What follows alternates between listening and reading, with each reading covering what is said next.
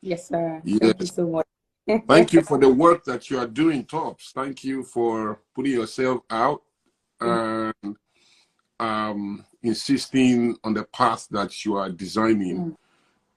It's not easy to take a stand and to choose to be a pathfinder and use your own life to pioneer and create a trail for others to follow. And I think that's how what you are doing is represented. So well done. And Thank you. Thank you, sir. All that we know, all that we're learning, we're actually learning from you. So it's such a privilege to have you here. thank you. Thank you. The conversation is, I mean, we've been doing a lot of introductory and preliminary assessment just before you came in. Okay. Trying to put the word unmute your mic, positioning for the big moments, the idea, what does the word unmute your mic mean for different people? Because different people at different levels in their life need different things for their next level. Correct. Their big is different things to them. For a lot of people, their focus is really in building something as a startup founder. For some of them, their next level is really in career, getting that next global job. For Yes. some people, in the path of purpose, in working in the alignment of their God-ordained destiny and all of that. So it means that big moments for every one of us means different things. Yeah. And muting mic is really relevant across board. So I really want to start, from that foundation. What to you, PK, unmute your mic? What does it really mean? So the idea is that every human being is born with three things, right? And those three things are essentially the definition of your mandate. It doesn't matter who you are, it doesn't matter what you do, but at some point you will have to take responsibility for these three things. And essentially they are your message as an individual, the platform that carry that message, and the products that will be shared from that message. So your life is message, platform, products. And most people never really appreciate that, because the only way they think that they have a message is when they are starting a church, or they are starting some motivational work, or writing a book, or even starting a business, or doing something on their own. What they forget is that this is not something that comes into your life because you took a decision to do something. This is something you are born with, right? Regardless of your point of expression, it's natural. It's pretty much existential. So your duty is to gain understanding of your unique message, right? And every human being on the face of the earth is either starting something or partnering with those who are starting something. And all of what we call working for someone, excuse me, all of what we call working for someone is essentially partnering on a big idea. That's what it is. And when you see working for someone as a loss or some disadvantage or a compromise or lesser version of yourself within a particular season, you are mistaken. And what is going to happen to you is through that season, you'll be suboptimal. You will miss the most critical, most important, most urgent impressions and connections of that season, because you are busy coping as opposed to thriving, right? So you are either working with someone, as in partnering with that person, or you are starting something. There are only two people in the world at any point in time. It's those who start and those who partner with those who start. So you must elevate your mind to understand that when you seemingly work with someone, you are partnering with the person, and the person is not your boss. Now, the person can represent himself as your boss. Society, the culture can all represent the person as your boss, but your real boss is life. And life doesn't pay salaries, and it doesn't pay wages. Life pays in due season. So it doesn't matter how they behave, or how they are acting, or how they are labeling themselves, or how they are branding themselves, or choosing to associate with you. What is important is your own CIA, what I call CIA, credible, independent actions. You see, that is what is most important. Whether you are working on your own, starting something, or you are working with someone, partnering, the common denominator, the recurring decimal, is the CIA. The fact that you can consistently take credible, independent actions. Now, so many people can live 1,000 years twice and not be able to find that inner strength to focus on CIA. CIA is probably the difference in people when it comes down to it. It doesn't matter how talented you are. It doesn't matter how less talented you are. It doesn't matter who you know or who you don't know, where you've been or where you will never be. It doesn't matter where you've schooled or where you have not schooled, who gave back to you, whether it's a Bill Gates or is a pepper seller somewhere in Accra or in Conakry or in Abuja or Lagos. What is most important is that somehow you will find the intelligence, either by fault or default or by some form of influence. You will find the intelligence and the discipline to express CIA, credible, independent action, right? And once you do that, first of all, a rebellion rises on your inside that begins to reject every negative label and every negative association and every negative expectations of people around you, right? Particularly the disempowering events of your upbringing. The parents who gave back to you, where they gave back to you, the type of assumptions they held so dear, what they poured into you that has become your own program, right? Because nobody is self-made. We are all products of influences. And if you have the seeming misfortune of being born to parents who themselves miss their own message, miss their own platforms, and have missed their own products, they are going to unconsciously recycle that disadvantage and sit it in your own life in the name of training. Now, what a lot of parents have missed is that they rarely train children for the world, right? They train children for their own home. So a research has shown that over 80% of parents never train their children or correct their children for doing what is wrong. They correct them for doing what they don't like, right? And I'll take that again. Over 80% of parents never correct their children for doing what is wrong. They correct their children for doing what they don't like. Right? In other words, they are training their children for their home, not for the world. So your children can get so better in obeying all your rules, and your rules are never enough because there's always something bigger than the experiences you are having, no matter who you are. And so if you limit your curriculum to what you know and what you understand, and you force your children to abide and swim only within that curriculum, you have kept them suboptimal.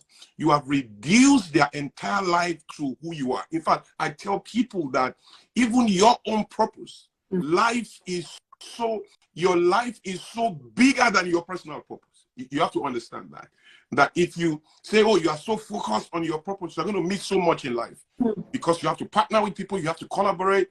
Your purpose is not enough to define your existence. It is your purpose in partnership with the purposes of other people that will define your existence. So knowing your purpose at a level that keeps you so focused that you are blind to that of other people actually cuts you off your ultimate power and your highest, power. And so the moment you understand that, you have to begin to reject those labels, right? That tells you when to talk, how to talk. Like I was in a room the other day and I was speaking to, I was actually in a plane the other day on my way to Nigeria, right? I was on the plane, of course, it's business class. And then you find people trying to be psychedelic and, and I met someone who had flown me to Ekiti State one time for a conference. And the person to get us to Ekiti State, because I said I can't sit in the car for 4 hours to Ekiti. At that time, I just could not. There was a lot of things going on in Nigeria at that time, and I insisted. The person had to go hire a private jet. Had to hire a private jet to move us from Lagos to Ekiti State and move us back. And since then, for some reason, and I have that bad habit, I just didn't connect again. I just lost contact with the guy. And this is a high impact gentleman. This is somebody doing so much in the world to afford to fly us with a private jet unplanned. He must know what he's doing, right? But somehow I lost contact. And then here I was in the plane. The guy just, walked past me and I said, I know this guy. So I stood up to say hello to him. I just tapped him at the back and he turned to me. I was like, but this is business class cabin. So it's not like a mansion. Yeah. So he just turned and screamed, wow, Mr. Junior, wow. And then he hugged me and I hugged him and we started talking. And the guys sitting by us were trying to talk so quietly. So they were very uncomfortable with that. But you see, you know what they are. And I'm not in any way putting down what they are dealing with. But if you change our skin color to white, right? If we're Caucasians in that room, those two guys will not have a problem, right? They will understand that two white people are catching up. But because we are people like them, their flight is coming to Nigeria. They could hear our accent. They know we are like them. You see, it is easy. You see, wisdom is powerful. Intelligence is powerful. But you have to be careful not to express them against the weak, because that becomes bullying, right? And so these guys, in their own smallness, thought that letting us know that they needed a quiet room and that they were having a conversation was strength. This is them trying to use their own little capacity to bully us. Wow. You see, unfortunately, we knew better. And, I just looked at them and, I didn't even apologize because I wasn't doing anything wrong. It was a moment of exclamation and they should deal with that. Because I knew where their reality was, I didn't even respond. But one of them was humble enough to come meet me later to say, when they raised alarm, I didn't apologize. And I said, I hear you. And I held his hands and I told him, because I knew you were being weak in that moment. You were being weak. He said, I was being weak. I said, yeah, I really think you were being weak. So he said, how do you mean? And I explained to him. And he was very grateful.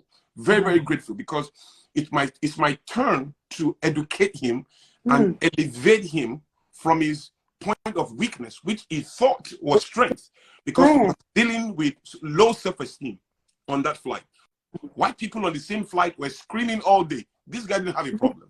These guys were talking, gisting, their voices were all over the place. This guy didn't have a problem.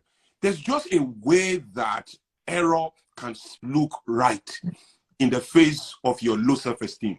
You come into a room, you bring your voice down. It's not that you are obeying any form of ethical process. You are just, not sure you should be in the room. You are just the one unsure of yourself. And so you are self-regulating without demand. You are obeying laws that are not defined. That's what's going on with you. So you keep quiet, you don't talk. Nobody's asking you not to talk.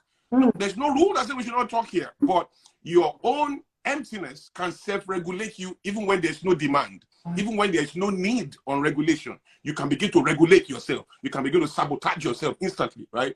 And so all of these things come from how we are brought up, the programs that run in our lives, the unwritten scripts, right? All of those unwritten programs that are hidden scripts that are running in our lives, governing our behavior, governing our thinking. And it could be from the environment you grew up in, or the school you went to, the teachers that you were exposed to, and all of that, So a rebellion has to be able to say to yourself that a lot must exist in me that can't be right for where I'm going, right? Definitely a lot will exist in you that are necessary for where you are going, right? But a lot is existing in people that are necessary for where you are going. But a lot is equally existing in people that you don't need for where you are going, but they don't know. So everybody's going to force what they know on you. It's like you go to a market with $10. Even if you go to a market with $10, somebody will bring some shoe worth $500 to you. They don't care how much you have. They don't care how much you don't have. They just want to sell. So that you have the money or you don't have the money. So if you don't know what you came to buy, you will leave the market with something else. You can even be owing by the time you are leaving the market. Because you don't know what you want. They say if you don't know what you want, if you don't know where you are going, every bus stop looks attractive, right? Every destination looks attractive. It looks like once you don't know where you are going everywhere. And that means you are going nowhere. Because everywhere you go, it looks like where you are going. But because you know where you are going, you're going to pay a big price for alighting at the wrong stop. You see what I'm saying? So the idea is to find, people, books, materials that can guide you into your necessary rebellion. I call it creative rebellion. the ability to understand the influences that have been deposited into your life, and that has to begin with your own resistance for you to find your nest. Okay. And the same ability to know the expiry of a season. And when you say season, you are defining people, places, and events. Because people expire in your life. Geographies expire in your life. Moments expire in your life. It's not just products and services that expire. There are intangibles that expire. There are tangibles like human beings that expire. There are also geographies that can expire. You can be overqualified for where you are living. You can be overqualified for where you are working. You can be overqualified for the level of business you are doing that you need newness. The ability to birth newness begins with clarity to understand that expiry has come. A rebellion is needed inside of you to reject that state and to begin to curate, architect a new experience for your life, right? Now, it's the same way I look at Pan-Africanism. And let me dump this here. Yes, sir. You know, a lot of people push Pan-Africanism in weakness because what they think it is and what they think it's about is to reject everything foreign, right? And however right or wrong, and hold on to what is local and what is cultural and what is tradition for us. What it means is that when you think like that, it forces you into a hypocritical state, because you will say you don't want to wear suits, you want to wear only African wear, but you're going to take a plane to go and give a talk on why you should not wear suits. You should have jogged or rode a camel to where you are going. You shouldn't have, since you don't want to wear suits. It's not just suits that is Western. So many things are Western, right? You should reject so many things that are Western so that you can really be African, because there's nothing like that anymore. There's now borrowed, shared existence. That's how the world is. So there are things in you that will never be enough for you, and you have to reach out to the other person. I call it the power of top. The power of top takes you to the tops. Wow. The power, so you are tops. Yes. And the power of top is what takes you to that. Top is an acronym for the other person. Top is an acronym for the other person. So the power of the other person is what takes you to the top. You see? So top there is T-O-P, the other person. That's the power of top, the power of the other person. Ultimately, your greatest advancement starts within you, but we'll have to collaborate with other people to find its highest meaning, right? So this is how we have to think. So what I say to people, to Pan-Africanists, is don't reject what is Western. Begin with your own self-audit. There are things in the African reality that cannot take us into the future. We have to identify those things and reject them. There are things in the African reality that are necessary for our future forever. We have to know those things and preserve them and know how to protect those things. But there are also things around the world, in the West, in Asia, that we don't need for our future. We must know those things and reject them. But there are equal number of things in the West and in Asia, across the world, that are necessary for our future. We must identify those things and embrace those things. Only as we share culture, as we share energy, as we share the nutrients that define us as a people or as individuals with other people and other geographies, that will define our collective strength and our individual relevance. That is how it works. So there is singularity that can only be meaningful in plurality. So there is individuality that can only be meaningful in diversity, right? There is unity that can only be meaningful in diversity. That is how we have to think. And so unmute your mic, for me, is a deliberate commitment to understand that you are awesome, you are amazing, you are enough, but for a start, that you go all through your journey, you are still enough, but only as you connect that enoughness to the enoughness of others to build your ultimate meaning. That is how it works. And that can be from the way you talk, to the way you work, to the way you sit, and all of those nuances, actions, behaviors, attitude, mentality, and so many things that are just amazingly relevant in a season, but are against you in another. Wow. There's so much to unpack right there. Thank you so much, PK. Wow. Wow. So to unmute is not just an act of self. No. It has to be with a lot of collaboration, Yes. partnership, Yeah. joint ventures. Yes. Wow. Wow. In fact, let me say this to you, Yes. Tops. Let me say this. And let me say this to everybody here today.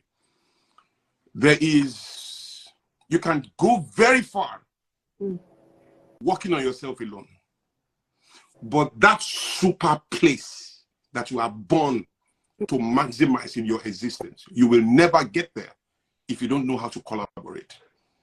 Collaboration is the final step to your ultimate destiny. It's collaboration.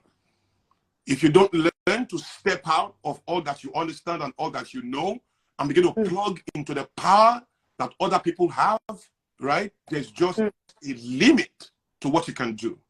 On your own, you will do a lot, but your ultimate will require that you collaborate and you partner, right? That's just the way it works. Wow. Thank you so much, PK. I mean, somebody said there's a lot to unpack. Really, there is a lot to unpack.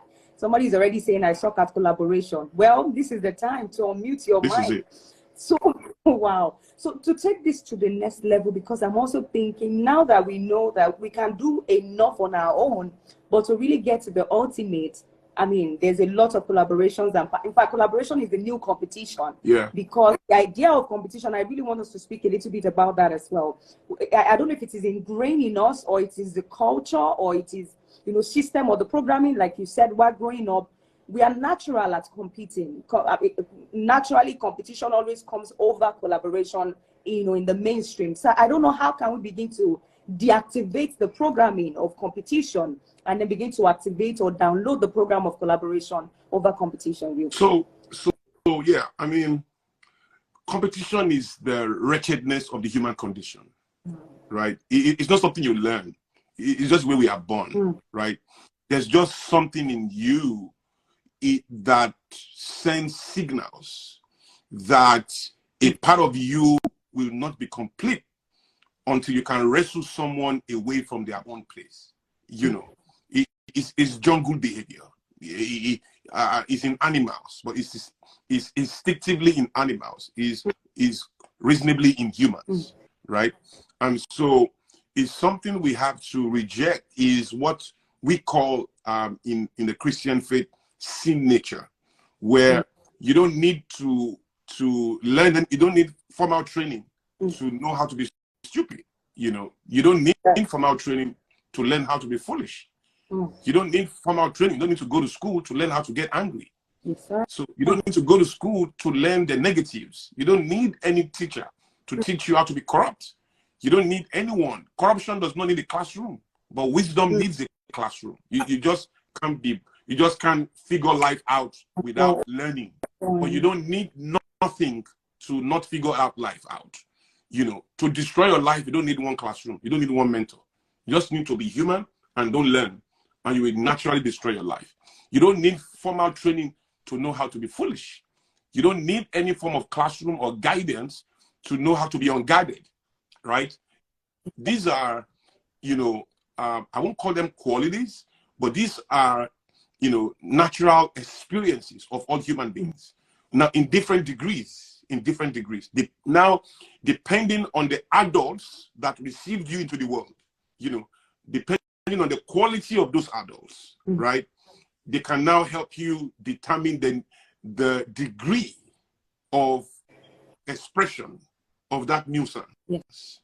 But that wretchedness is in everyone, right? A part of you just want to compete, but to be really aligned, to really have congruence, right, in life, you will need to put competition in perspective.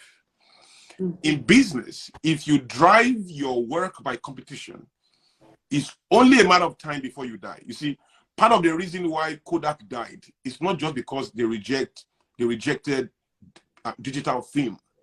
Part of why they died was that they were thinking competition. The same thing with Yahoo. The same thing with Nokia.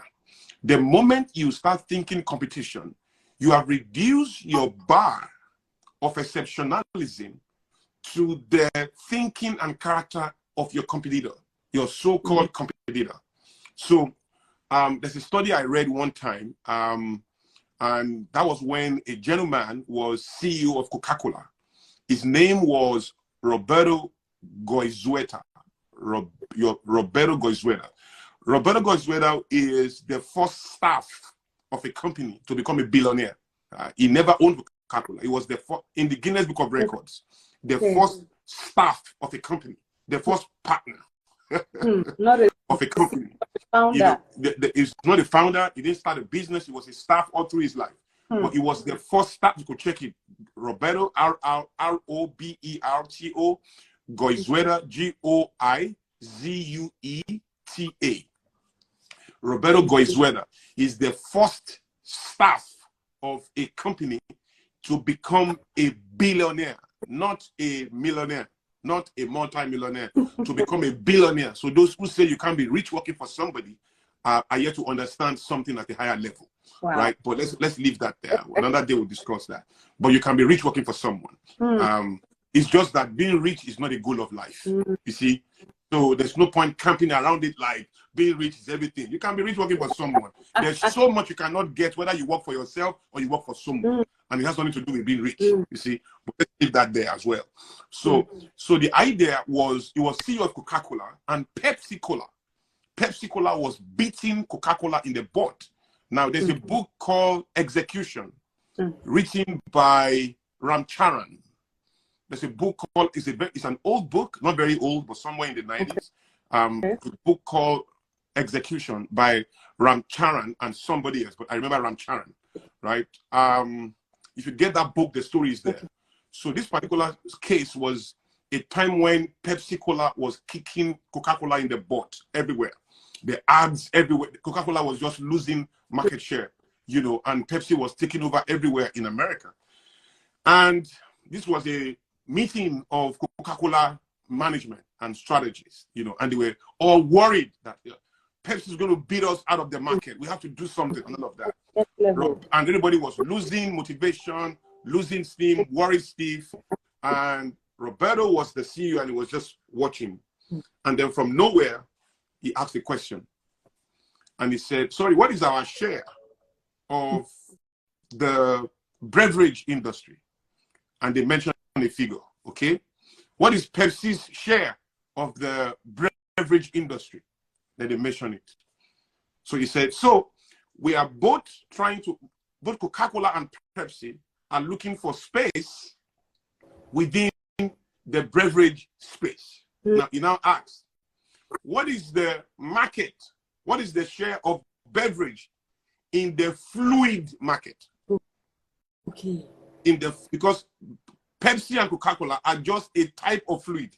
Yes. They are not the only fluid. There are so many other fluids, including water, that they are not considering. Yes.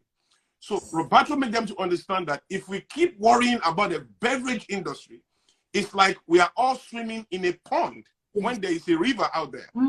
It's like we are all swimming, looking for space in a river when there are oceans right there. So he said, instead of me thinking of the share of Coca-Cola in the beverage industry, I'm going to think of the share of the stomach.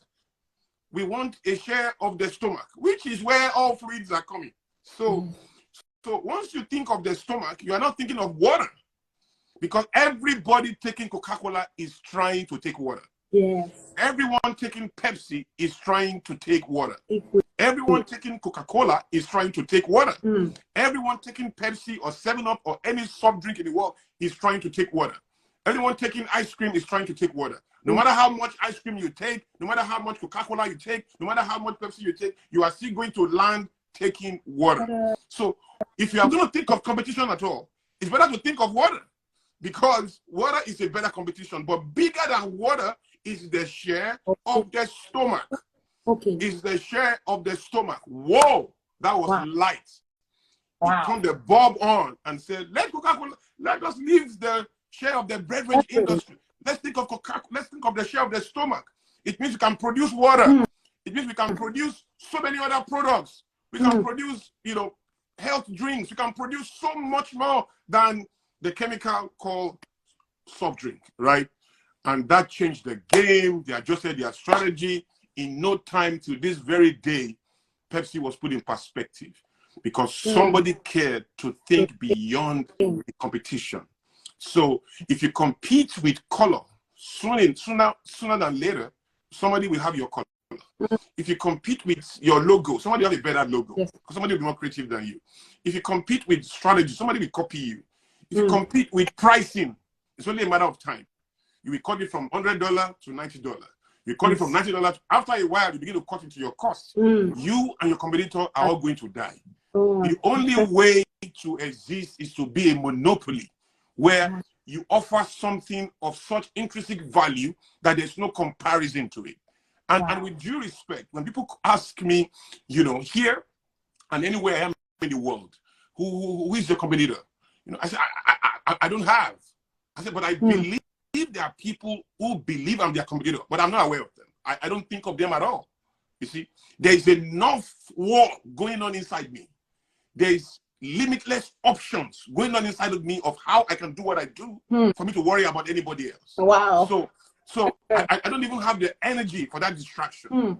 People say, oh, you know, you talk about your ideas so easily, people can copy you. I say, look, it's coming from here. They can never copy as much as I can create. And people who worry about being copied usually stole the idea themselves. So they know how ideas can be stolen. That is why they are afraid of it being stolen. If you created the idea 0 to 1, if they create 200, you create 201. I mean, that's just, it's endless. You are swimming in an ocean. I mean, I'm not trying to catch a tilapia fish. If I want to do that, I will stay in a pond. I'm going for sharks and dolphins and whales. They don't even exist in a pond at all. You can't find a shark in a pond. So I can't even compete with you. You are swimming in a pond. I'm in the ocean. I'm trying to catch a big shark. Sharks are not found in the river. You don't find a lion in the next building. You want a lion, you have to go into the jungle. I'm a jungle bird. I'm right there. I mean, doing all I have to do. So once you understand that, you work on yourself and create something of such weighty, intrinsic value that there is no substitute for it. There's no competition. It's not about competition. There's no substitute. So they can say they can't afford you, it's fine. They can say you are too expensive, it's fine. But let them not say something is better than you. That is the problem. That is when you are down to competition. So you are in a space where I'm not trying to get everybody's attention. Like a church invited me the other day, and they said they use interpreters. I said, you just lost me. I can't. Interpreters slow my thinking. In fact, the interpreter becomes my problem. I'm now trying to speak, and I'm trying to manage, you know, another entity there who is quite frankly incapable of even interpreting what I'm saying, or capable of finding the adjectives that qualify it. So in his own language. So I mean, how does he? If I say, you know, we have to manage downsizing, how does he say that to the people? How does he say downsizing in Yoruba? How does he even begin to explain that? So I said, I can't deal. So find somebody else. Now, is that a loss for me? No, that is commitment to the limits of my own ocean, right? I don't come into that space at all. It's not for me. Somebody else can go there. It's not for me, right? So you have to understand that and get away from competition, because when you compete, both you and your competitor are all going into the same coffin. Like I say, it's just two people trying to find a better space in one coffin, right? Get out of that and begin to produce at a level. So all the guys in my space who work in my space anywhere, I'm in America now. I mean, people will say, are you worried about, are you not worried about Anthony Robbins? Are you not worried about Seth Godin? I said, I'm not worried about nobody. There's enough space. Do you know how many birds are in the sky, Tops? Do you know how many birds are in the sky? How many birds are in the sky? No idea. No idea. Kid you not. I kid you not. About, as at my last check, about 40 billion birds. Wow. Billions of birds are in the sky. That is about 5 birds to every human being. 40 billion, and they don't hit each other. Wow. They don't have accidents in the air. If they have an accident, a human being has shot them, or a plane has hit them in their own ecology. They don't disturb each other. Everybody is flying 8 billion. And can I shock you? Yes, sir. If you go outside right now and look into the sky, I'm not sure you can see 8 birds in the sky right now. Meanwhile, 40 billion. 40 billion of them are in the sky. Beat that. Wow. Beat that. Do you know how many ants are in the world? Do you know how many ants are in the world? I think it's, I'll tell you. I don't know. 20 quadrillion. How? 20 quadrillion. That is 2.5 billion ants to one individual. For each human being. And there are 8 billion human beings. So each human beings, there are 2.5 billion ants out there. So how do you begin to articulate competition? So the moment you compete, it is a deep, acute ignorance of your own difference. It's a very deep, dark ignorance of your difference. At the highest level, nobody rewards you for your similarities. You are rewarded for your difference. Wow. But the strength of competition is highlighting similarities.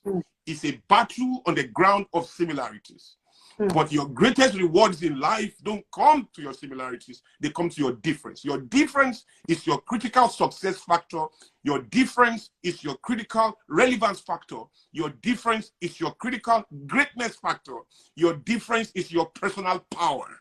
It's really your personal power. And that is where we all have to work from. When you understand that, then you are standing in your creation, right? You are now standing in your essence. You are standing in your meaning. You are standing in your power. That's the way it works. So, boom. Thank you so much, sir. Thank you so much. Yeah. Wow, that is a lot. I mean, I'm typing on my laptop at the same time, you know, because I must not miss those points. That is really powerful, PK. I'm going to get a book called Execution as well. I'm going to get that. It's a great book. It's a great book. It's a great book. PK, talking about Ram Charan is an incredible individual out there that everybody should study. He's dying. He's now old, and he will leave the world soon. But if he has not left, I'm not sure. But that's a major contributor to how we interpret business. Ram Charan. So, yes, go ahead, Tops. So, I mean, looking at the big moment, because really, I personally think that the concept or the idea of unmuting our minds is really towards the big moments, positioning for the big moments. And I know that the big moments, you know, just like you often say that there is always an eyes within an observable view that is capable of lifting a man. There's an eyes that is within, is observing us as individuals and is capable of lifting, you know, anyone in their state. I really want us to just move to that dimension right now, because as we build, it is really for the big purpose, the bigger day, right? How do we position for those big moments? Yeah, so so part of that again is to highlight the fact that whether we like it or not, we are not designing our ultimate. We are zoning into our ultimate. We are leaning into our ultimate. We are aligning into our ultimate.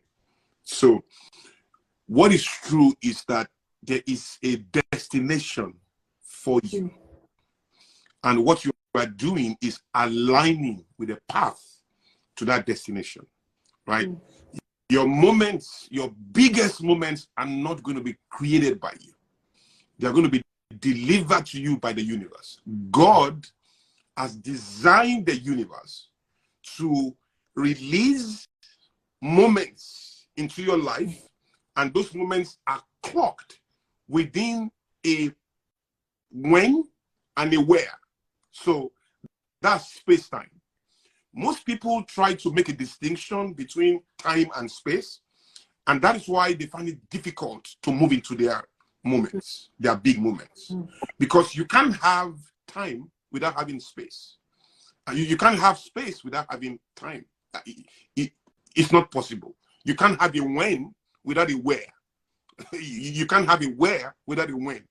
When and where exist together. Anywhere you are in a when. You can't recognize a where without being in a when. And you cannot be in a when except you are dead. except you are out of this body. You can't be in a when and not be in a where. Yes. You see? So God is not bound by when and where, because God can be everywhere in any time. So that is a different type of measurement. But as human beings, we are limited by matter, the things that have weight and occupy space. Therefore, we have to elevate beyond that limit to appreciate the gift of space-time.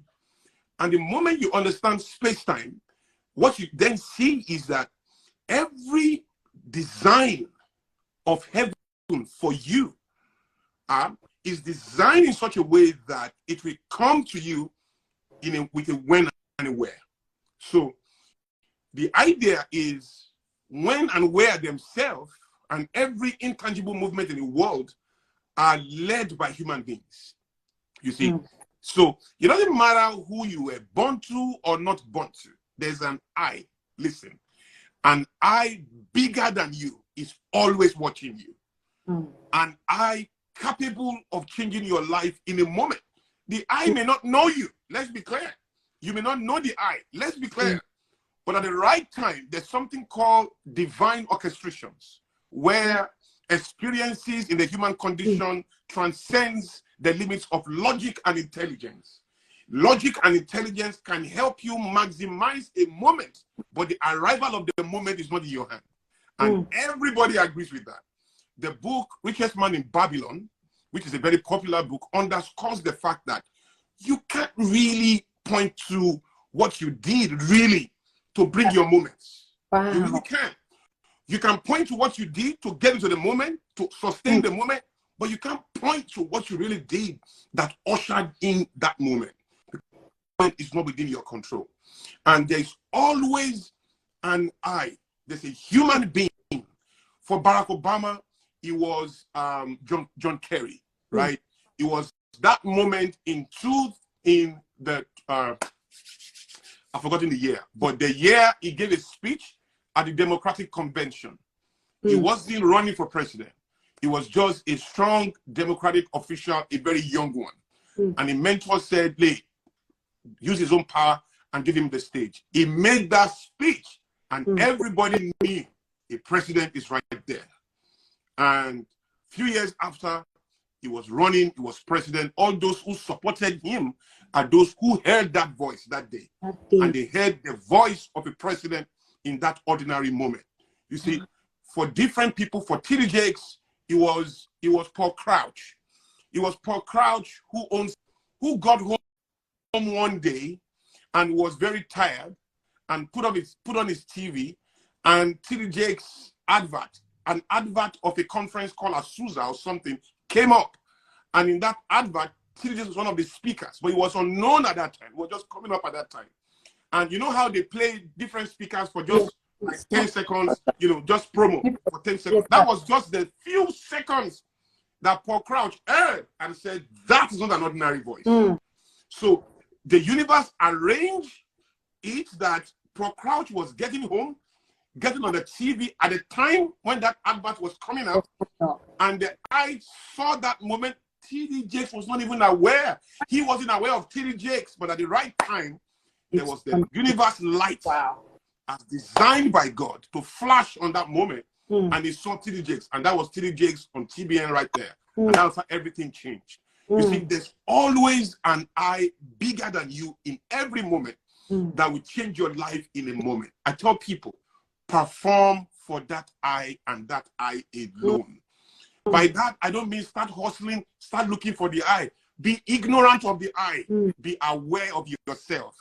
And keep working on yourself. Put up your best self. Communicate at the highest level possible. Yes, sir. Show up at the highest level possible. Work at the highest level possible. Think at the highest level possible. Study, research, network, collaborate at the highest level possible. Dress at the highest level possible. Highest level possible within your capacity. Don't do the Joneses. For example, performing at the highest level in education does not mean you have to go to Harvard. But it does mean you must go for the education you can afford, not the education I can afford.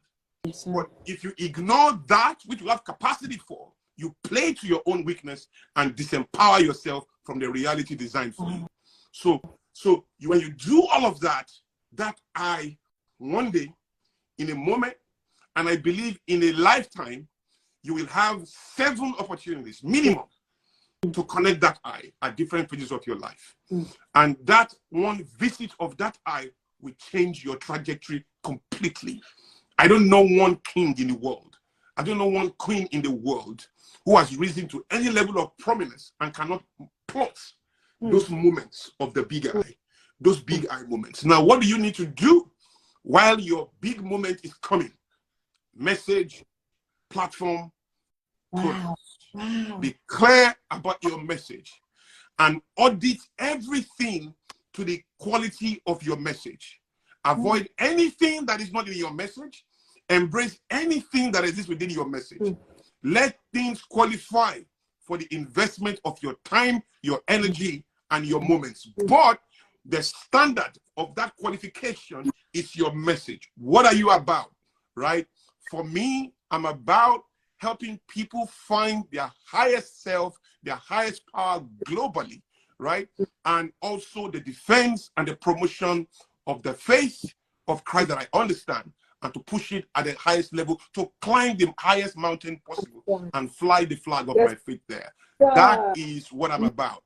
And everything I come in contact with, people, place, or thing, I'm going to deal with that question.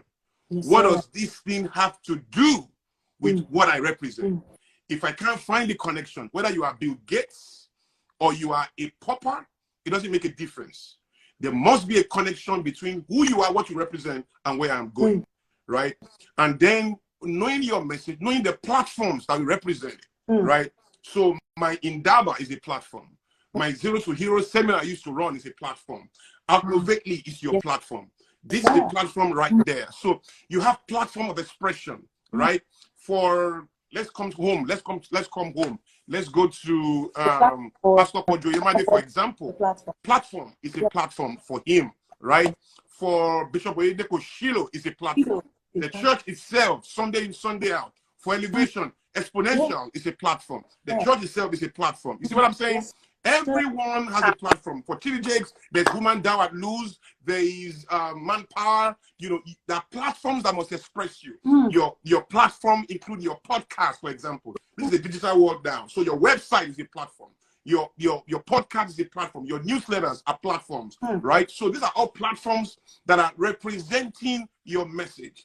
And then your products, that is the things that can travel faster than you can ever move. Your products can go to where you can never go, can reach more people that you can ever physically reach, and can stay with people longer than you can ever stay with them. So if you buy my book or you buy my CDs or you get any of my work, that work can stay with you longer than I can stay with you. That work can travel faster than I can ever travel. That work can be shared and referred faster than I can never refer myself. It can speak for me faster than I can speak for myself. These are not options in life. These are duties as powerful as your food, as powerful as your dressing.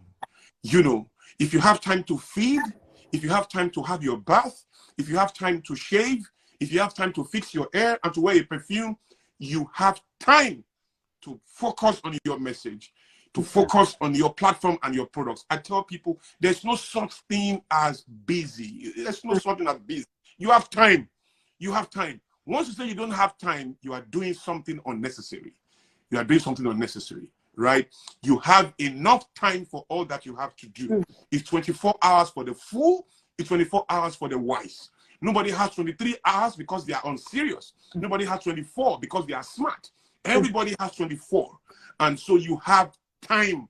Don't let anybody fool you that you are busy. You are not busy. I mean, if 2 plus 2 is 4 and 2 multiplied by 2 is 4, then 2 multiplied by 2 is equal to 2 plus 2 because they are both equal to 4. Am I correct? Yes, sir. So if Bill Gates says he's busy and you also say you are busy, wow. So you and Bill Gates are equal then, since you are both equal to busy. So I always tell people I'm not busy. Maybe when I become a billionaire or a trillionaire, maybe I will question myself of that principle again, of that idea again, when I'm really busy. At this point in time, if I'm not Elon Musk, if I don't have the relevance, the power, the authority of the US president, I am not busy. I have time for all I have to do. Wow. And whatever it is I cannot do, then I don't need to do it. I will apologize to people for not being able to show up for them when they need me to. And I always tell people, your goal in life is to always know what is most important and then to focus on it. And then to have the courage to watch other things undone. To watch other things undone. The one who will be stressed is the one that wants to do everything. You can't do everything. You can't sort everybody out. So you need the wisdom to know what is most critical. And then you need the courage to watch other things undone. Is the way life works. There's always alternative for gone. There's always opportunity cost. There's always a scale of preference. There's always unlimited ones. And your choices make the difference as to what you focus your energy, which is a limited resource, on. Okay? That's it. I feel like that is the moment that somebody's really done. Wow. Wow. So, Tops, Yes. I don't know how we're going to manage this, but there's a phone call I have to take by 2:30. Okay, sir. By 2:30. Okay. That is in another 12 minutes. Another 12 minutes. Wow. So keep that in mind. So we have just questions. I mean, I'm done with the questions that I Great. just about of them. Maybe we take one or two. Every other one. But people ask questions from the comment section. I mean, you really touched on mine even before I asked. And so I'm just going to take the two that came in very quickly. Somebody said that so I think these are just questions about how to join the live. How do I ask for no, you are too late. You already, I'm sure, because we're wrapping up already, so we can't take that question. Somebody wants to join the live, they can watch the video. I've been seeing people asking how did they access the video. It's going to be on our page. You're going to find it on PK's page and on my page, so you can watch it after. So very quickly, we are taking questions because of time. We have just about 10 minutes more. If you have any questions, this is the best time to take them. We're going to be taking two. So the first two questions that come